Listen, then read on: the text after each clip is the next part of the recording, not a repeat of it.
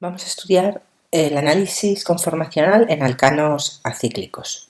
Lo primero que veremos es la forma en la que normalmente se representan las estructuras de los alcanos. La forma más habitual en la que vamos a encontrarlos es representado en forma de líneas y cuñas, en las que hay unos trazos que se encuentran más gruesos, que son los que están situados hacia la parte delantera, y los trazos que se encuentran en una línea discontinua, que son los que se encuentran hacia la parte posterior. Otras dos conformaciones habituales son la de caballete y la otra es la proyección de Newman. La proyección de Newman la utilizaremos más adelante porque nos va a permitir realizar un análisis conformacional y ver la diferente energía que tienen los distintos conformeros debido a las interacciones que presentan por la proximidad de los grupos. La primera molécula, la más sencilla, es la molécula del metano. Tiene una estructura tetraédrica con un átomo central de carbono en el centro del tetraedro y hacia los vértices de esta figura presenta los átomos de hidrógeno. Al tener una hibridación sp3, los ángulos de cada uno de estos enlaces son de 109,5 grados. Esta es la única conformación que presenta la molécula del metano. Sin embargo, la molécula del etano, al tener ya dos átomos de carbono con hibridación sp3, exactamente igual que la del metano, nos va a permitir hacer dos representaciones diferentes de su molécula.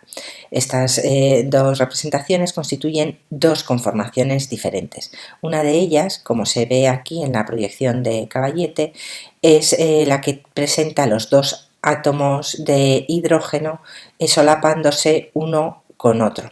Si hiciésemos una representación de Newman, que se realiza proyectando uno de los átomos de carbono sobre el otro, podemos ver perfectamente que hay una conformación en la que todos los átomos de hidrógeno se encuentran eclipsados unos con otros. Si yo giro a través de este enlace carbono-carbono un ángulo de 60 grados, hago otro tipo de conformación en la que todos los átomos de hidrógeno se encuentran alternados entre sí.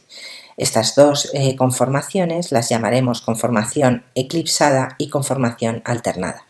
Y si lo representamos en una gráfica en la que se vea la energía potencial frente a los giros respecto a estos enlaces carbono-carbono, podemos ver que las conformaciones eclipsadas contienen una mayor energía que las conformaciones alternadas. La diferencia de energía entre ambas conformaciones viene a ser como de unas 3 kilocalorías mol, por lo que es perfectamente posible que a temperatura ambiente se pueda pasar de una conformación a otra. La diferente energía se va a deber a que existe una tensión torsional. La tensión torsional está ocasionada por la repulsión que se produce entre los pares de los electrones de los enlaces sigma de los átomos que se encuentran eclipsados. Existe otro tipo de tensión que llamaremos tensión estérica, que la veremos más adelante, y esta tensión se produce cuando existen grupos alquílicos diferentes a los átomos de hidrógeno. Esta tensión estérica está debida a las fuerzas de Van der Waals repulsivas que se dan entre los átomos que se ven obligados a encontrarse más cerca de lo que permiten sus radios de Van der Waals. En el caso del propano podemos ver también, exactamente igual que sucedía como con el etano, dos tipos de conformaciones, una conformación eclipsada y una conformación alternada. La conformación eclipsada en este caso presenta uno de los hidrógenos totalmente solapándose con uno de los grupos alquílicos. Cuando se hace la conformación alternada, estos dos grupos se separan. Al proyectarlo, al hacer una representación de las dos proyecciones en un diagrama de energía frente al giro del ángulo, vemos también que las dos conformaciones tienen una diferencia de energía de aproximadamente 3,3 kilocalorías mol. Hay una diferencia de 0,3 kilocalorías mol en este caso debido a la repulsión entre el hidrógeno y el grupo metilo. En este caso sigue siendo un problema de tensión torsional. Sin embargo, ya cuando queremos estudiar la molécula de butano, podemos hacer diferentes proyecciones de Newman entre el enlace carbono 1,2 o 3,4, pero en estos casos encontraríamos el mismo tipo de proyecciones que los que hemos estudiado anteriormente para el etano y el butano. Sin embargo, si la proyección de Newman la llevamos a cabo entre los carbonos 2 y 3, podemos dibujar en este caso 4 conformaciones diferentes. La primera de ellas que vamos a estudiar es la conformación totalmente eclipsada, es decir, aquella conformación en la que se encuentran solapándose los dos grupos alquílicos de la molécula, el metilo de la posición 1 y el metilo de la posición 4. Si se gira la molécula a 60 grados a través de este enlace 2,3 del carbono, podemos pintar una conformación alternada en la que los dos grupos metilo se encuentran próximos. De nuevo, otro giro nos daría lugar a una conformación eclipsada, pero en este caso ya no se encuentran los dos grupos alquílicos solapándose entre sí, sino que tendríamos un solapamiento de un hidrógeno con un metilo y de otro hidrógeno con otro metilo. Otro nuevo giro nos permitiría obtener una proyección en la que los dos grupos alquílicos se encuentran situados a lados opuestos. Estas conformaciones, en función de la separación de estos dos grupos alquílicos, reciben distintos nombres.